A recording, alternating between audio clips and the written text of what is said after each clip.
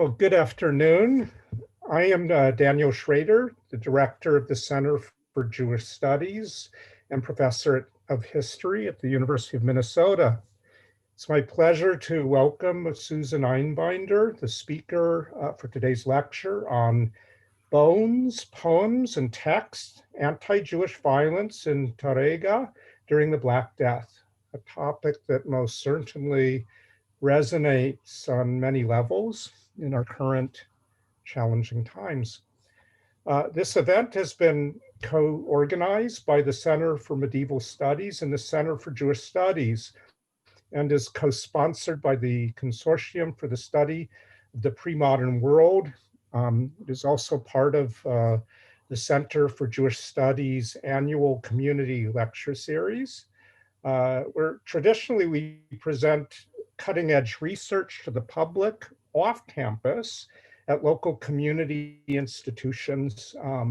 So we are therefore very grateful for our frequent Twin City institutions for graciously agreeing to be community co-hosts, virtual co-hosts for this afternoon's lecture.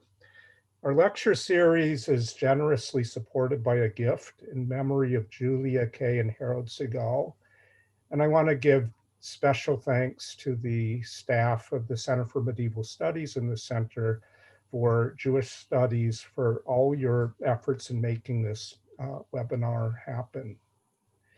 It's now my pleasure to introduce Michelle Hamilton, professor of Spanish and Portuguese and director of the Center for Medieval Studies at the University of Minnesota, also member of the Center for Jewish Studies.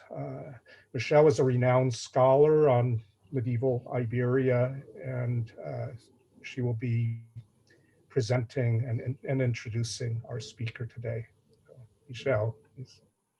Great, thank you, Daniel, and thanks to the Center for Jewish Studies, with whom the Center for Medieval Studies is co-sponsoring this talk. And I am going to introduce Susan. I just wanted to let people know that we have another event coming up. Our next Center for Medieval Studies event is November 12th, and it will be a virtual talk by Christina Sessa on the Justinianic plague in the end of antiquity. I should have said it with a question mark, but you can see the title there. But so you can put that on your calendars.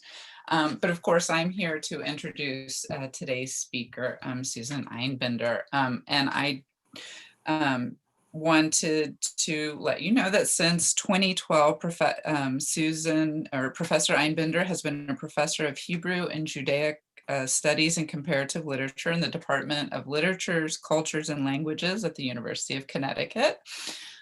Before that, from 1993 to 2012, she was professor of Hebrew literature at Hebrew Union College in Cincinnati, Ohio. She received her PhD in 1991 in English and Comparative Literature at Columbia University. I usually just mention the PhD, but Professor Einbinder has a very interesting career trajectory.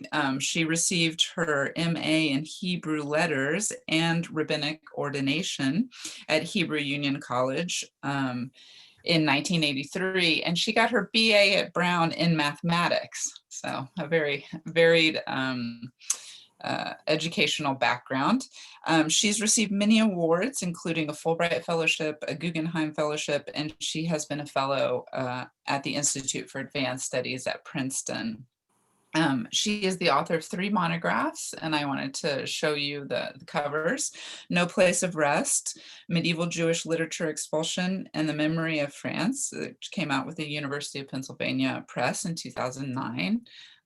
Beautiful Death, Poetry and Martyrdom in Medieval France from 2002.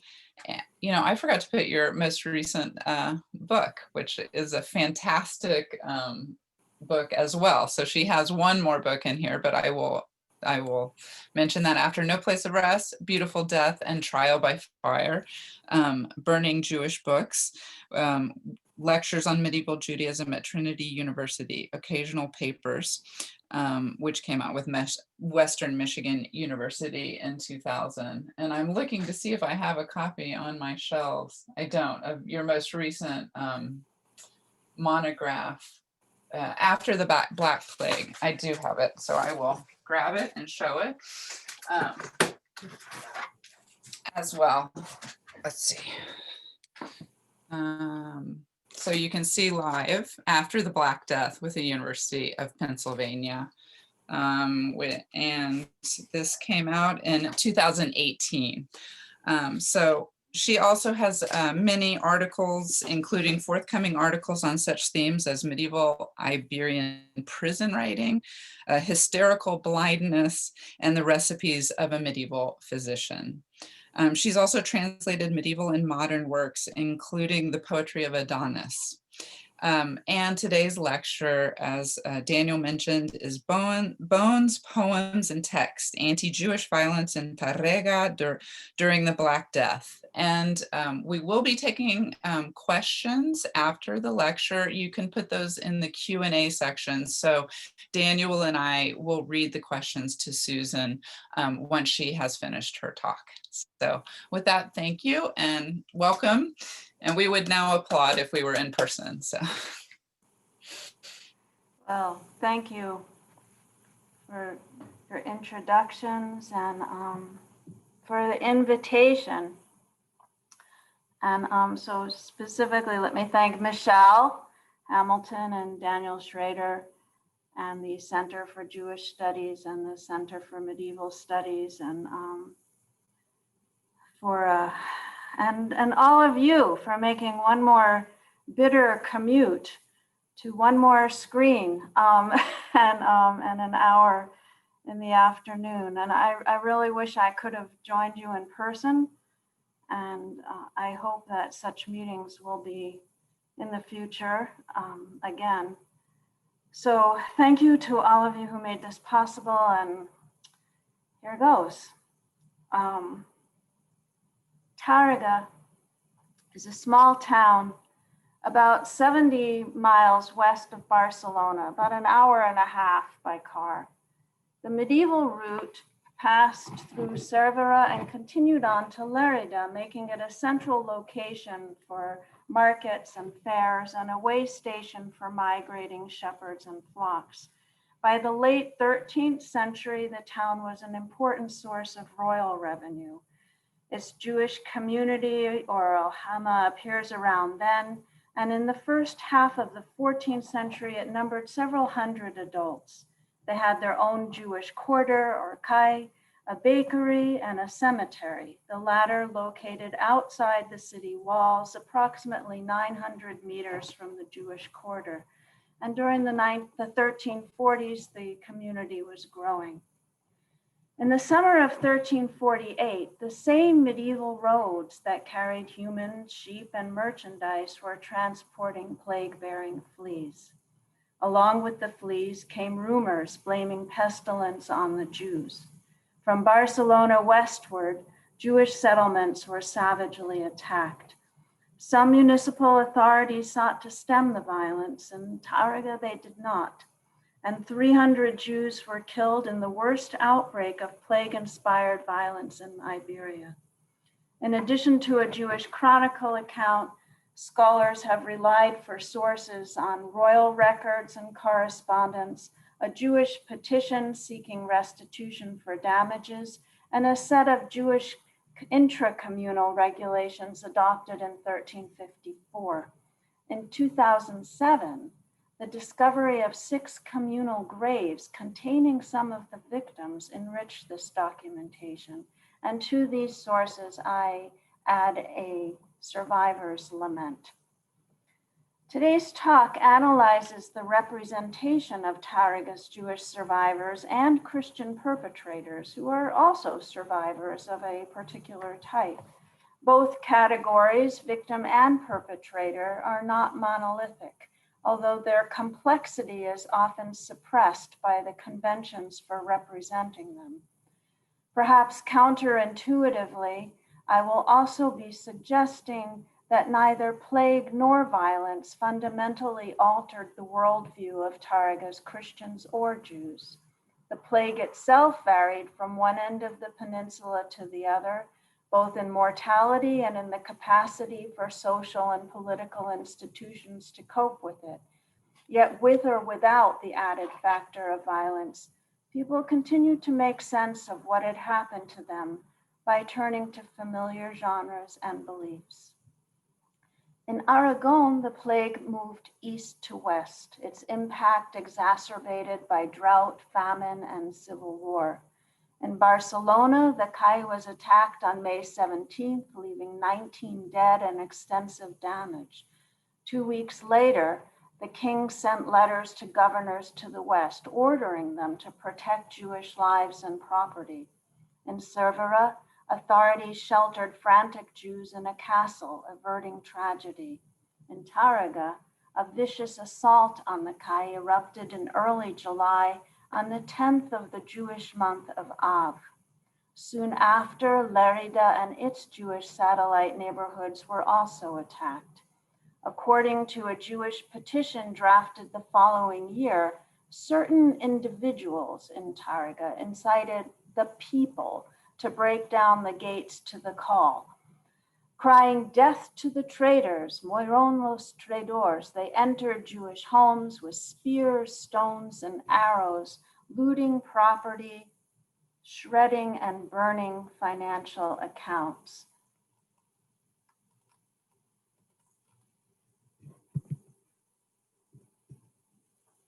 Now, if I just knew how to advance this, we would, there you have it. And they senselessly murdered many Jews in this community, and others were beaten mercilessly and wounded, and they inflicted many terrible evils, grave injuries, offenses, robberies, harms, and atrocities on these Jews. Chaim Gali Papa in nearby Huesca chronicled the attack. And the people of Tàrrega also rose up and struck their Jews, and more than 300 souls were lost. They dragged them to an empty cistern and looted their goods. Those who survived fled for their lives to the homes of Christian acquaintances and stayed hidden until the fury had passed. On that rash day, they were left naked or stripped of all they owned, but without shame. Chancery documents repeat the estimate of 300 casualties, perhaps including tolls from neighboring towns. A royal prosecutor, Gilbert of Corbera, was appointed to chase down the perpetrators. In Tàrrega, he imprisoned the mayor, Francesc Aguiló, and sentenced Ramon Folquet from a powerful merchant family to a fine and a 2-year exile. A few exemplary penalties were meted out to commoners.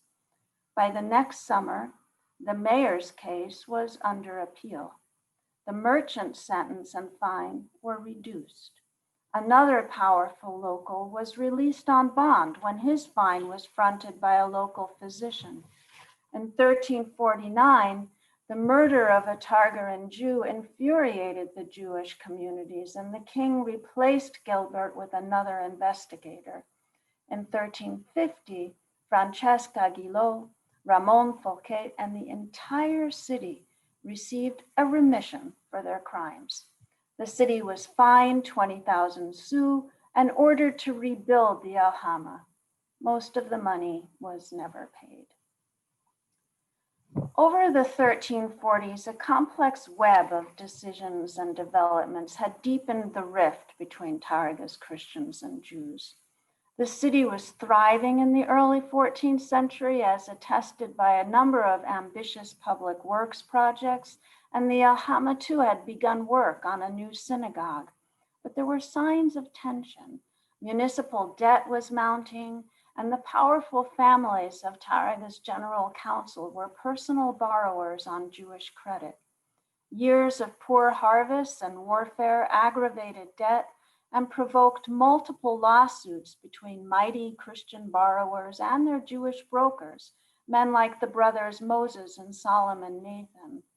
Desperately, The city council investigated the Alhama for concealing assets, prohibited Jews, along with pimps, prostitutes, and lepers, from touching bread, fruit, or meat in the market, forced Jewish butchers to undersell their Christian counterparts.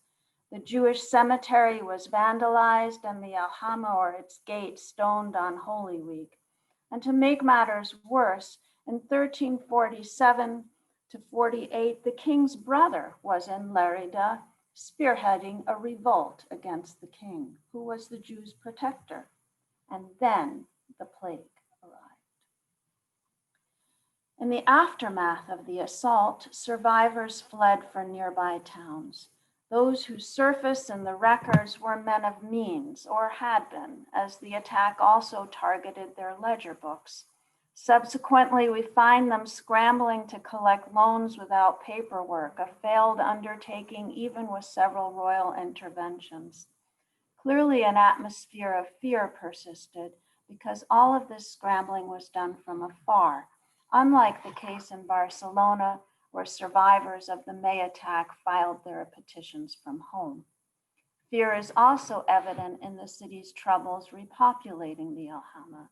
And when the plague returned in 1362, Targarin Jews reacted in alarm, appealing for royal protection by invoking their experience in 1348.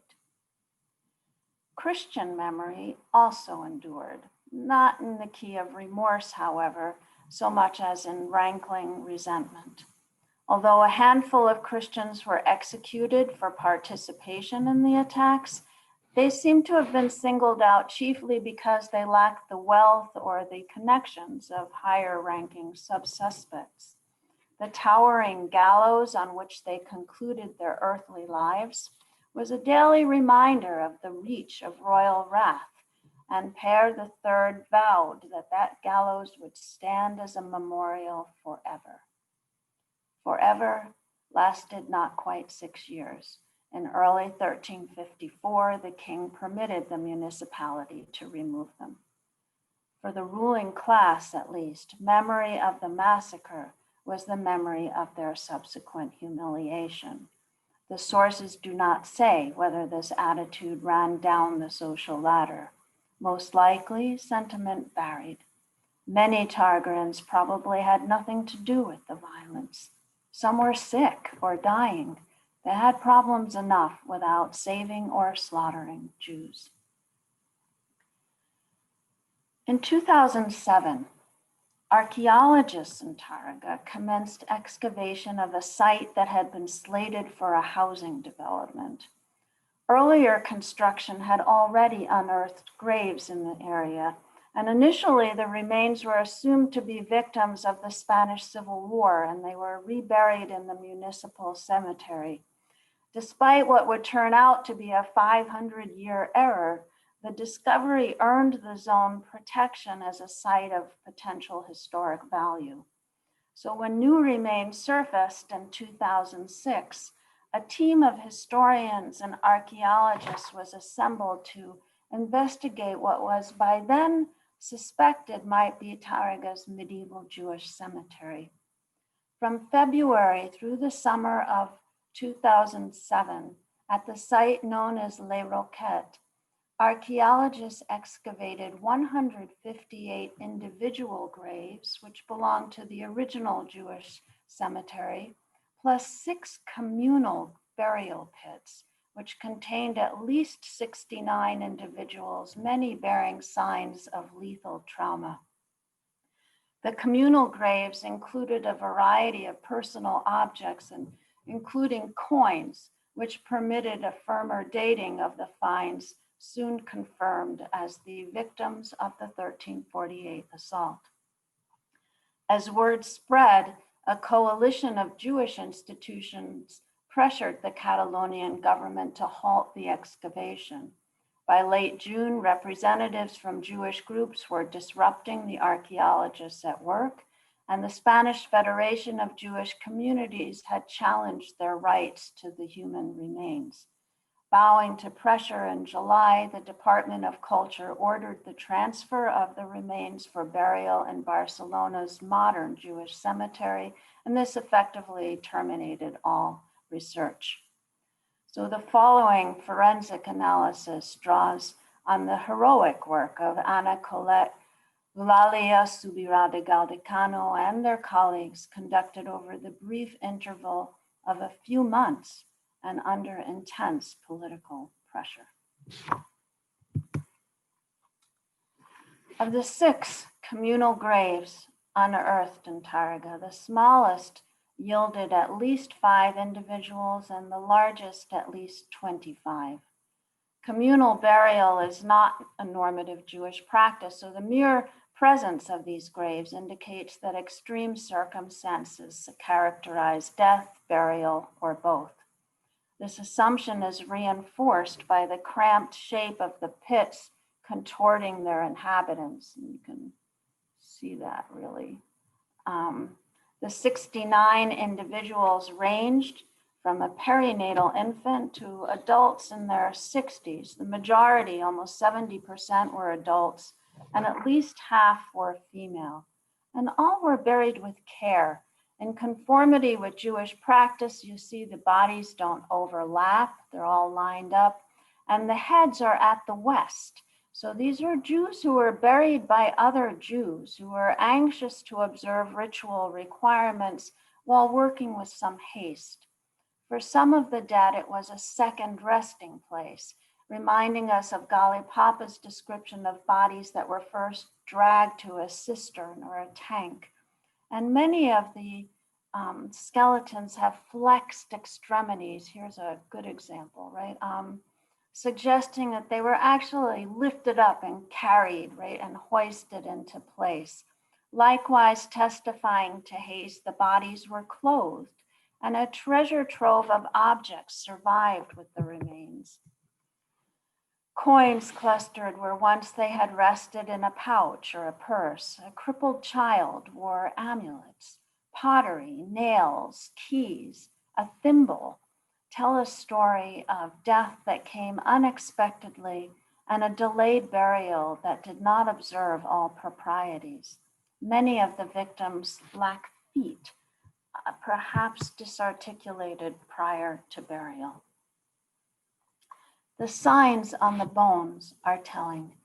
37 of 69 individuals bear marks of traumatic violence, 10 children and 27 adults. And of course, others may have been killed by injuries to organs and soft tissue, which leave no trace. For the 37, a total of 155 bone lesions were tallied, 105 cranial, 1 to the spine, 11 to the arms, and 38 to the legs. Several victims had limbs amputated. One was killed by a blunt instrument, another's skull crushed by a heavy object. In one case, an axe or a sword handle penetrated the skull with such force that its outline stamped the bone. And this victim, labeled UE 1215, was an adult male with 22 traumatic lesions, 12 to the head and 10 to the legs, including one old leg injury that had left him lame. He was between 30 and 35, and the osteomyelitis caused by the earlier injury is associated with juvenile bones. So based on his age, I've actually wondered if he could have been a survivor of Pastereau attacks in 1320.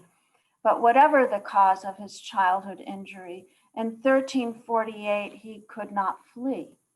Possibly his pursuers sought to target him. After all, how does a lame man earn a living? Perhaps lending money or keeping accounts. But then, how would we explain the case of UE 1221, who's in the same grave? She's a young woman between 20 to 25 and one of 2 decapitated victims. She's right, this purple skeleton right here in the center. Her head was severed by a heavy blow to the back of her neck. Her skull retains the marks of 6 cranial blows, and she was felled by a blow to the leg. So the theory is that actually you're hitting the legs first to knock you down and then in the head, right? Was she a lender also? She's placed in the center of the grave pit, her arms hovering protectively over figures to her right and left.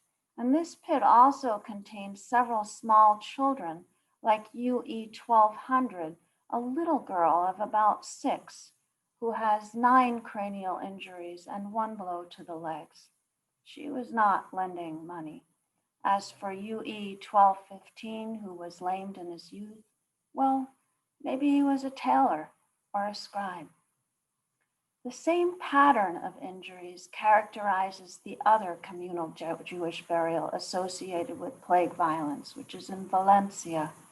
And there, 30% of the 40 individuals showed signs of lethal traumatic injury, 76% cranial, 23% to the extremities. And as in Tàrrega, the dead were clothed, so a variety of objects, a ring, nails, ceramics, coins was found with them. However, the Valencia victims were almost all adult males, possibly buried by non-Jews. They were deposited in pits in atypical positions, and their bodies commingle in a north-south orientation, which is contrary to Jewish custom. Based upon blade diameters, type, and force of blow, both the Valencia and Tàrrega dead testify that some of their wounds were inflicted by swords, additional proof that their attackers were not all commoners. The script on the bones recalls them. Men with swords, men who could wield large knives, axes, or other bladed objects, men, women, or children who could throw stones, loot houses, tear books, set fires. The force necessary to slam an axe or a sword handle through UE 1215's skull testifies to the rage of a very strong man, perhaps someone like a butcher. Targarin butchers were frequently in conflict with their Jewish counterparts. The butchers were close to the call and may have shared working space with the Jews.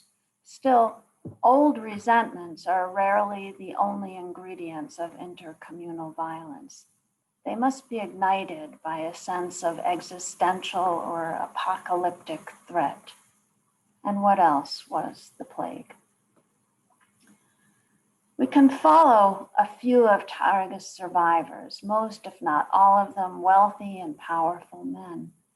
Among the perpetrators, no sense of compunction shadows the records of their deeds. Francesc Aguiló and Ramon Folquer had a history of resisting royal meddling in the town's affairs, and so did the council. The difficulties encountered by the royal procurator point to solidarity among these men and their peers.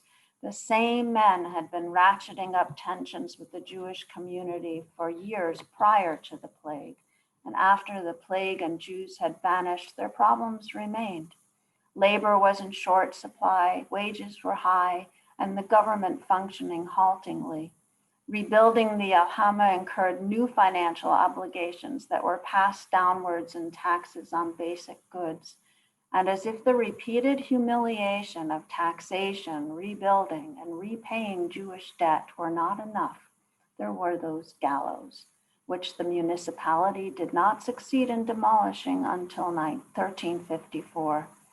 Joseph Montane has signaled a striking gap in the city's notarial records between 1344 and 61, a gap that cannot be entirely explained by plague-related disruption.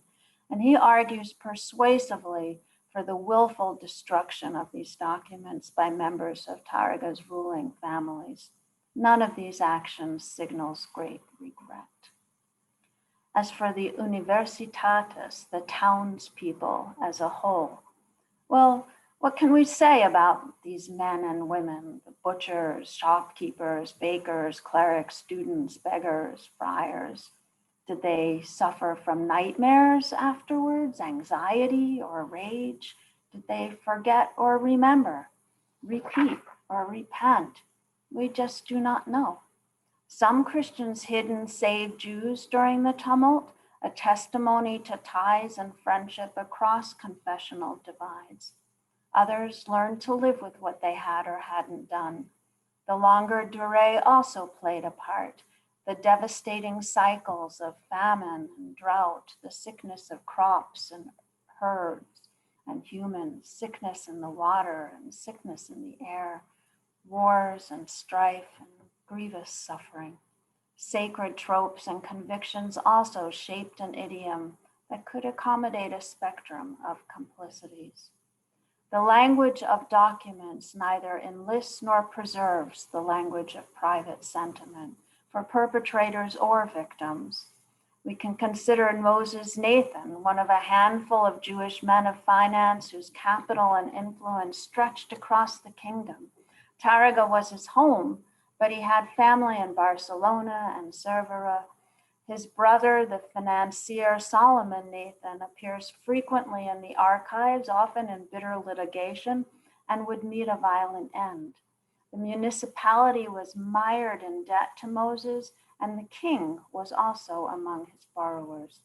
Moses was also a man of letters, best known for a collection of Hebrew and Catalan proverbs he composed in 1341. And 7 years later, one wonders if he winced to recall his own words. If you wish to know my name, know that Moses Azan is what I claim, from Tàrrega, a little town of very noble people and men of renown. It is a noble place, tidy and neat, with clean and honest men it is replete.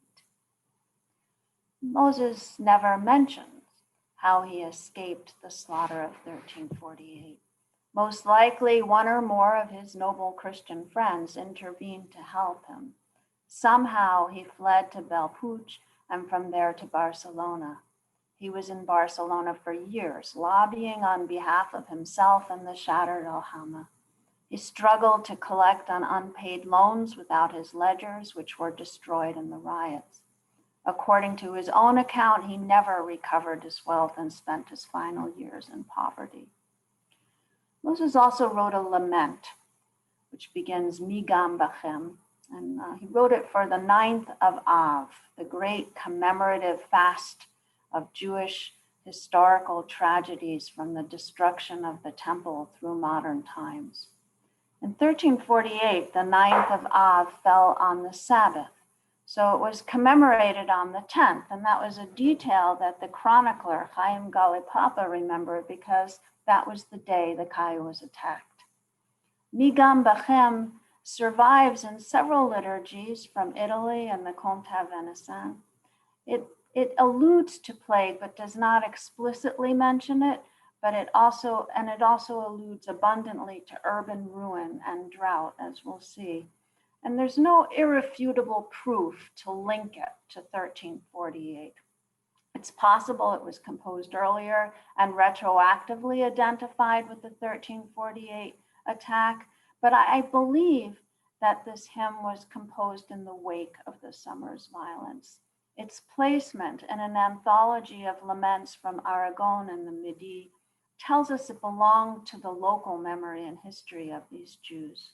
It lacks concrete descriptions of an attack, but Moses could not have supplied such details even if he had wished to, since he had escaped the slaughter.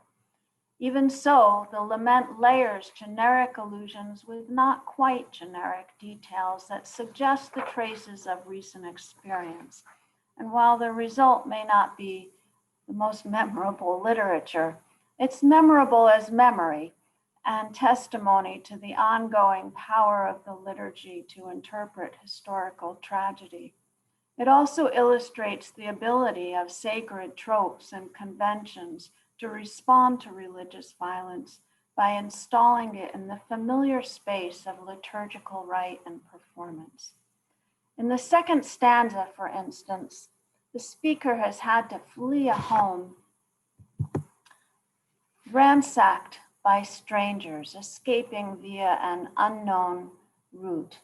So just to give you a little taste of the Hebrew, Sha'agat Aryeh v'kol shachal shamati, Yom mikirya ma shirana sati holech yachef binti vod lo yadati bechoser kol v'rav v'tzama betif arti karmi shalilona tarti zarim ochlimota v'shamima.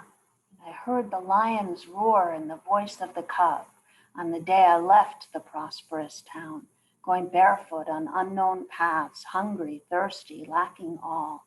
I failed to tend my splendid house and vineyard. Strangers consumed it and laid it waste.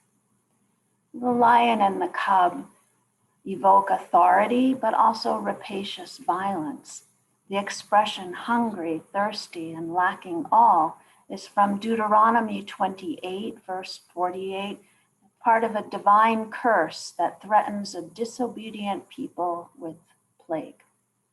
It is a passage frequently cited in plague tracts. Moses describes the destruction of the place he called home. They have filled spring and land with stones. The king's palace and storerooms they have turned into rubble.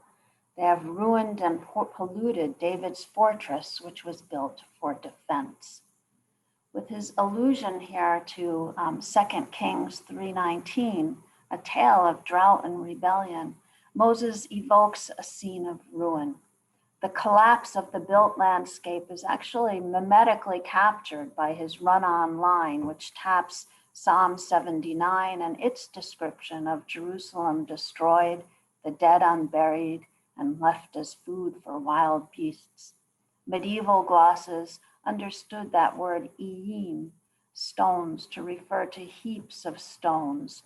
The 12th century Spanish exegete Abraham ibn Ezra glossed the term as a place unfit for habitation, or that they dug up Jerusalem looking for hidden wealth. And that echo is reinforced by Moses' reference to the king's palace and storerooms here, right? A phrase drawn from Ezekiel 8:12 and glossed by the medieval Tostatus as, quote, where they hide the treasure, unquote. So on the surface, Moses laments the destruction of the sanctuary in Jerusalem, but he has selected his allusions cunningly. In 1348, his house was destroyed, and so were his ledgers, which are technically royal treasure. In other cases, too, valuable pledges like jewelry, books, textiles, even sacred objects were often seized by rioters. Cellars or floors might be upturned in a search for hidden valuables. Moses blames the absence of authority for the violence. Nosaf shever ki ein ish an ve'ana yasim alev yom ish ed achivana mal'a mota kirya nemana ein dam ben din ladin ben dam ladam v'yatom lishpot lo yishpot feriv almana ki pasu amunim mibnei adam. The destruction was worse because there was no one anywhere to pay heed when men slaughtered their brothers. The faithful city entirely collapsed. There was no one to judge between claims or blood. The grievances of orphans and widows were not judged, for trustworthy men were gone. The inter-community accords of 1354, which Moses co-authored, echo this view. In fact, this language. When they began to cry out in anguish, they wrote, no one saved them, and those who heard their cries did not come to their aid. The lament decries the loss of Jewish leaders who might advocate for their people, and that's another point that the Accords reiterate. The speaker in the lament prays to be restored to his native home, and he pleads with God to forgive my debt and erase my sin. A facile promise of consolation concludes Moses' hymn, and it too envisions restoration in the language of Jerusalem. Surely, like every good Jew, Moses hoped for that city's rebirth, but his verses remind us of Tàrrega too. Even the last verse, tapping well-known biblical consolations, concludes with Isaiah 51:3, where joy and song mark the rebirth of a city in ruins. Cliche, yes, but also local and real. Moses, of course, was lucky, a beneficiary of privilege, good friends, and good health. His lament remains a record of violence and grief expressed by a public man. Moses focuses on the failure of authority and institutions, the loss of home and property, the potential for repentance and restoration. The same sentiments characterize his proverbs written years before the plague. Before and after the catastrophe, Moses remained a king's man, and he continued to turn to royal officials to recuperate what he had lost. His foes were not necessarily defined by their faith. Christians likely saved him, and not all Jews were his friends. The 1354 Accords Moses helped to author devote considerable space to stifling Jewish dissent and punishing informers, reminding us that commemorative conventions smooth out differences among victims as well as perpetrators.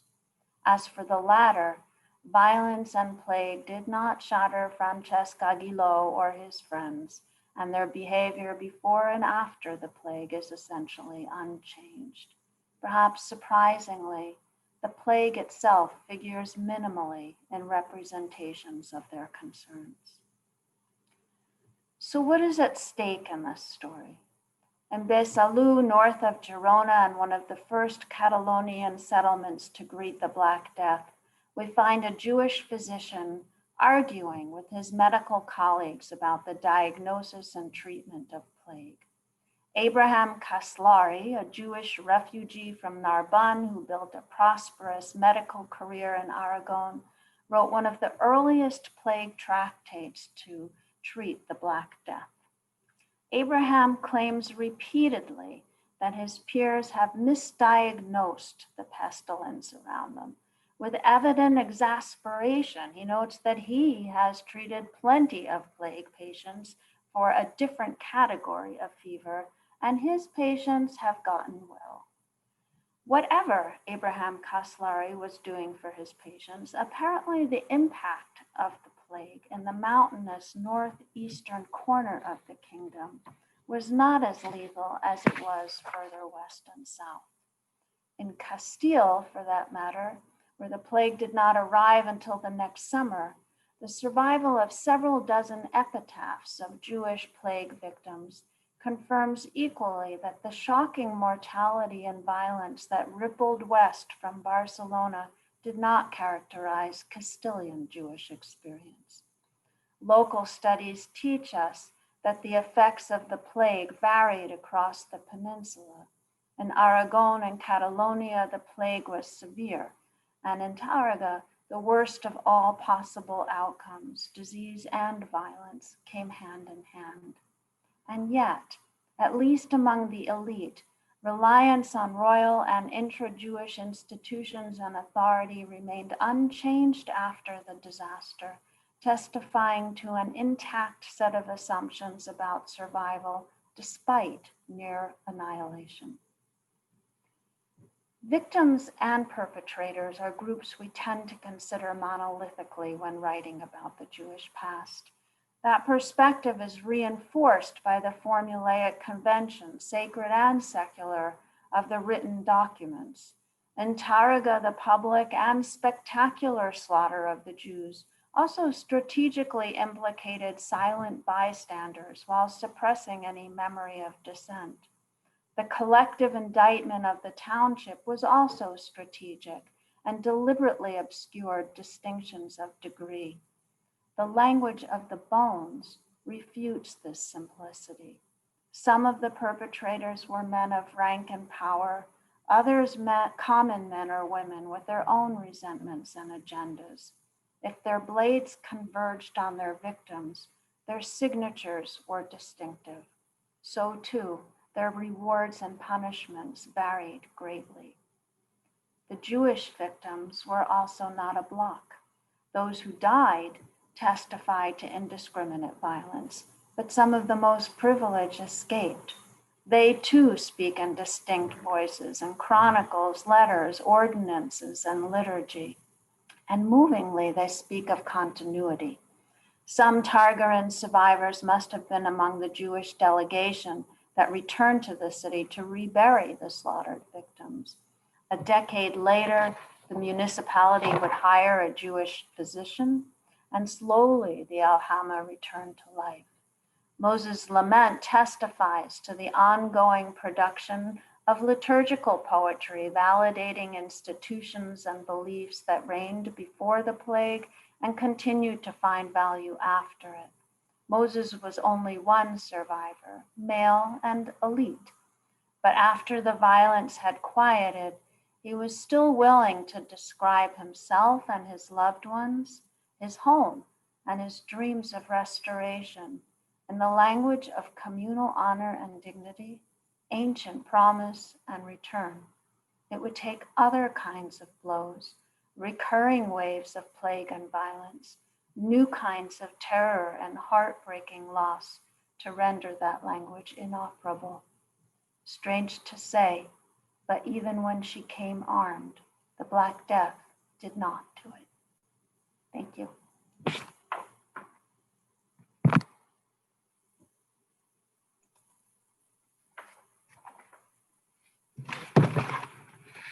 Thank you so much for a fascinating lecture, and we're now open to questions from you, from all of those in attendance. So please submit your questions.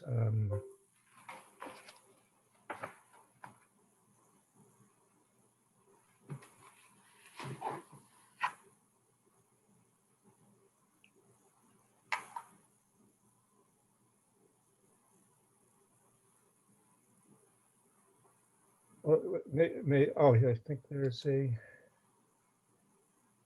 Okay, so we have a question, Susan, from Judy Snitzer. Where did you find most of the documents and poetry you quote?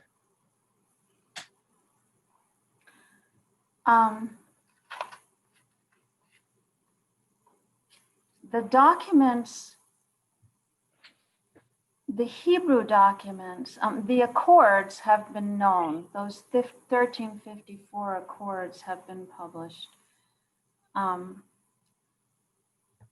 Among the archaeologists, and I was in touch with the archaeologists at a certain point when I was working on this because the story was so amazing to me. And initially, when I read their report, the question I initially had was, why didn't they test them for plague? Why didn't they test the skeletons for evidence of ancient DNA, right, to see if they actually had been sick, which would have been an additional impediment to fleeing, right?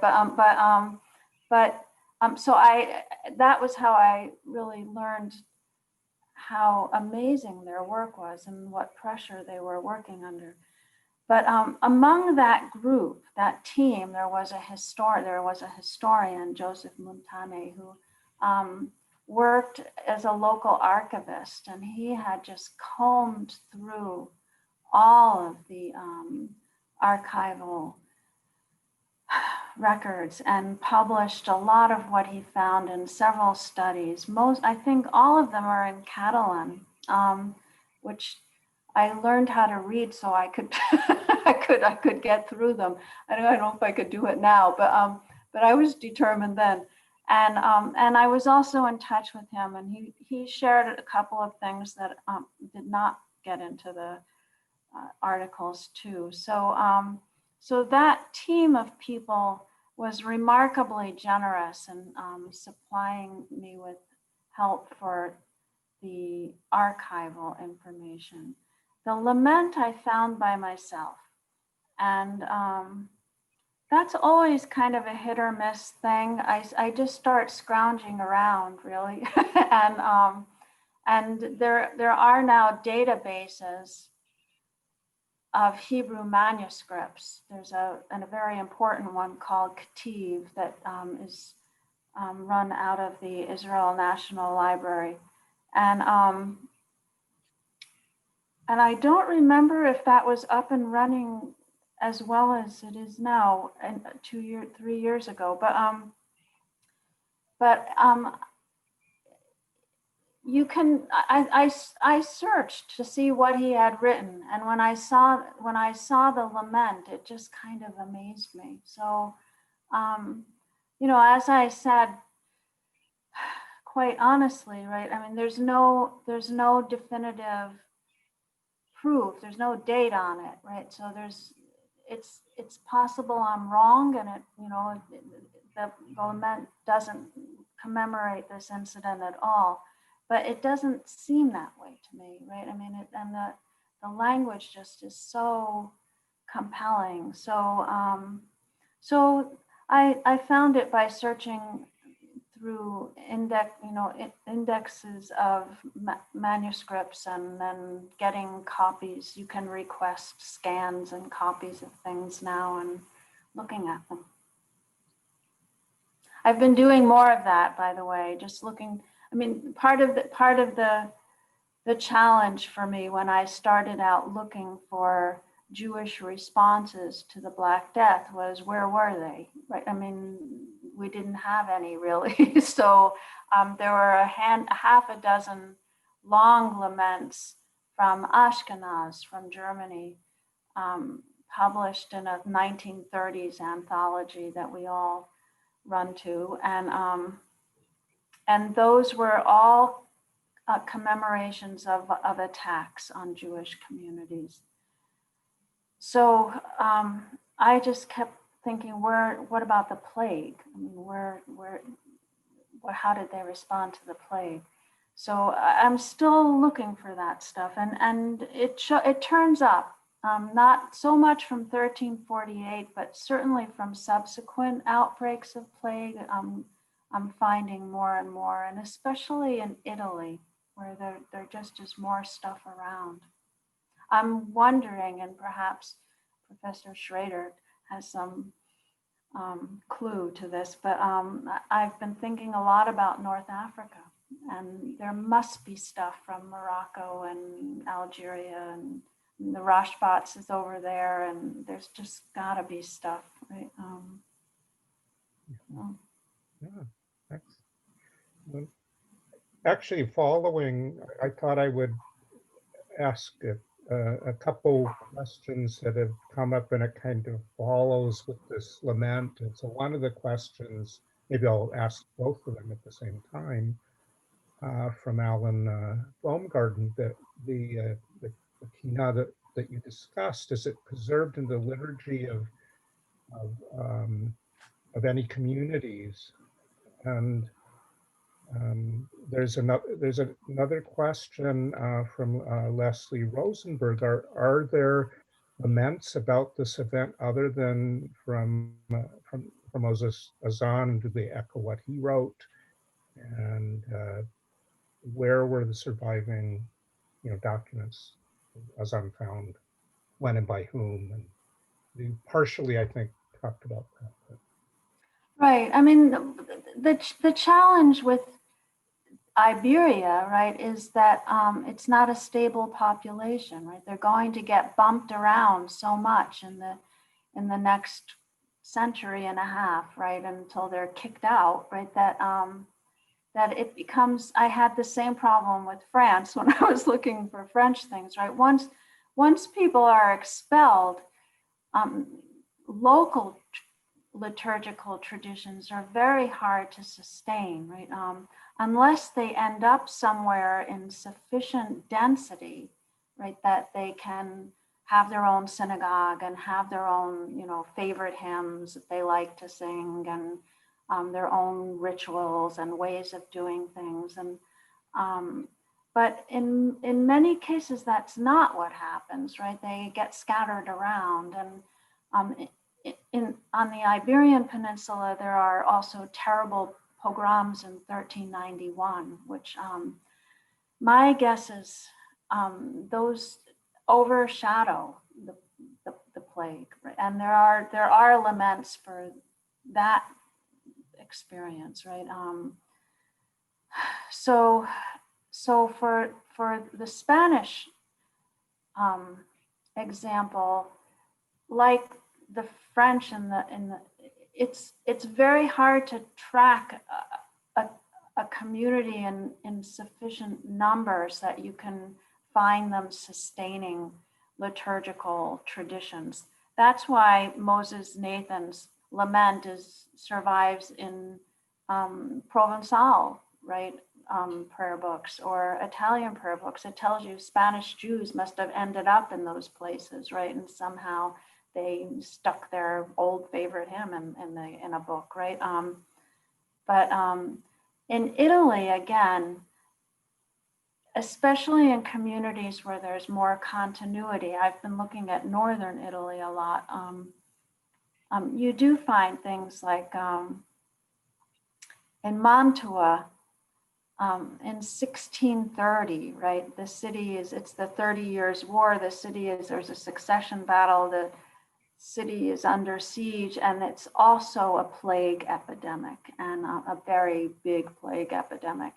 And the Jews haul out a prayer liturgy that includes a hymn that was used, so they have it, right, by another Jewish community in Bologna in 1402, when that city was under siege and also had the plague, right? And so they have some continuity, and they can keep kicking those things around, right? Or dusting them off. But it's not so easy to find them. And that's why also I've been thinking about North Africa, because we know that a large number of Jews in 1391 are going to end up in Algeria and Morocco.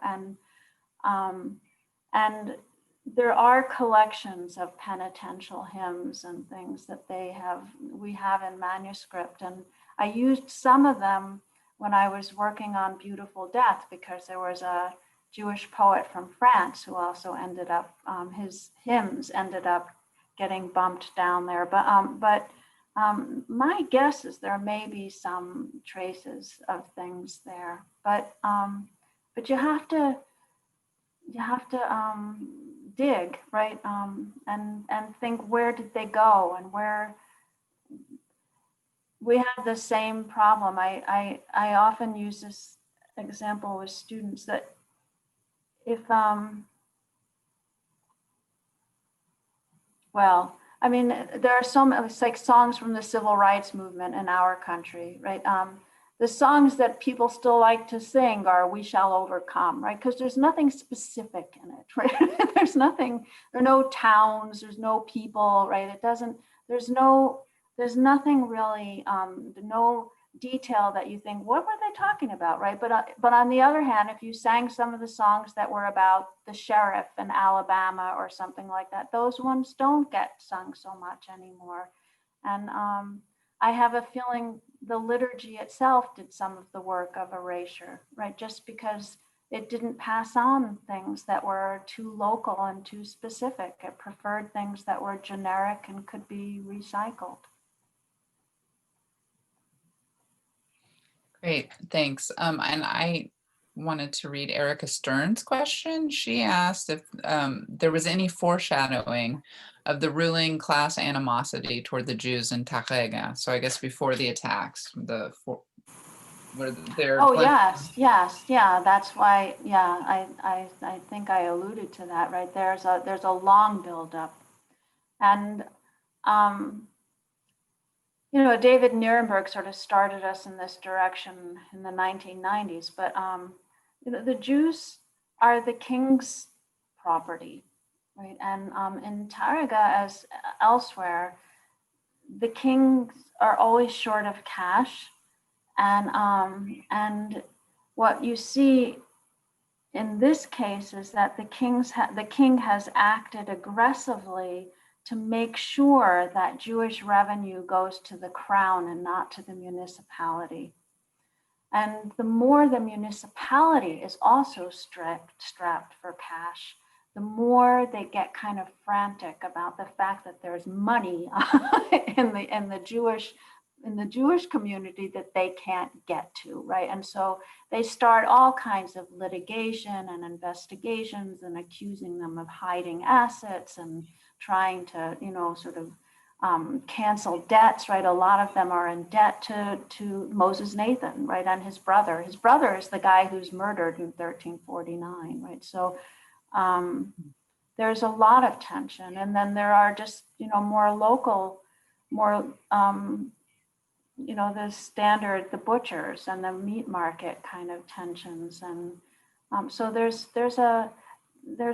quite a history, right? And all of that, it is in the back, in the background, there's climate change, right? And there are droughts, there are floods, right? There are bad harvests, right? The animals are dying, right? There's the great, animal die-off of 13, 15, 19, right? That so there's just a lot of angst, right? And cause for stress between the two communities.